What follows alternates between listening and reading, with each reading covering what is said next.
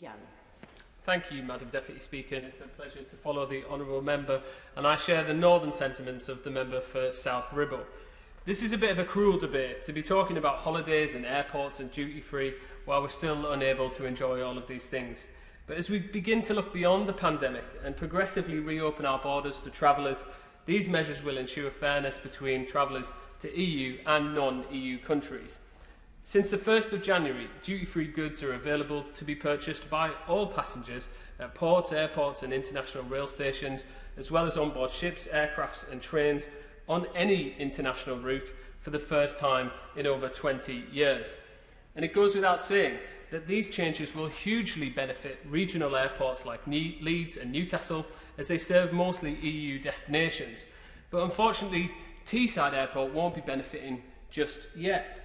After years of underinvestment and neglect from our local Labour councils in the Tees Valley, 5 years ago, Teesside Airport was earmarked for closure. In fact, it was due to close this year.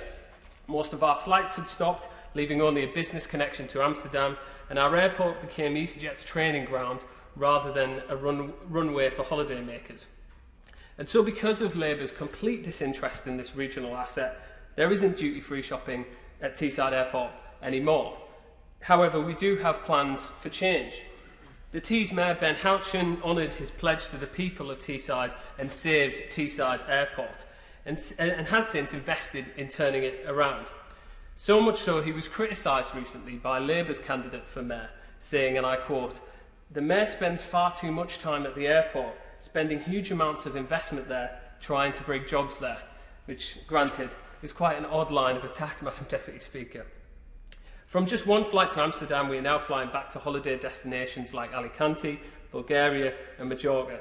And soon, following the investment and improvement that Ben is putting into the airport facilities, we will see the return of duty-free at Teesside Airport too, so that holidaymakers in the UK can gain from this travel must.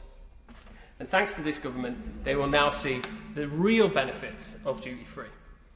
It's great to see the changes that are an essential part of post-Brexit VAT framework were put in place with minimal infrastructure changes and at minimal cost. And I'm also pleased to see that the UK has adopted one of the most generous alcohol allowances in the world for residents returning home. To be exact, the booze allowance for Teessiders can now bring home is being quadrupled, allowing UK residents to save up to £120 of UK duty. And of course, this also applies to anyone travelling back to the UK, not just those outside of the EU. So that will be something I'll definitely enjoy once we're able to again, Madam Deputy Speaker. Finally, I understand the concerns that members have regarding VAT res, but I do disagree with them. This was a hugely expensive scheme that only really benefited wealthy areas of the UK. And to be quite frank, no one shopping on Redcar or Mask High Streets would benefit from the scheme. Extending it to the EU instead of removing it completely would have cost us £1.4 billion every year. And while this is why most visitors didn't even use it. And I'm sure that my constituents and many of those across the House would sooner see that £1.4 billion spent on business rate reductions for coastal towns, more investment in communities like Eston, South Bank and Grangetown, and further targeted measures to support our high streets. Thanks to these measures that we're debating today, we can make duty-free great again. We can get boozing done, and we can target measures on our high streets to make them more strong and stable. I fully support them and look forward to my constituents in Redcar and Cleveland benefiting from them at Teesside Airport soon.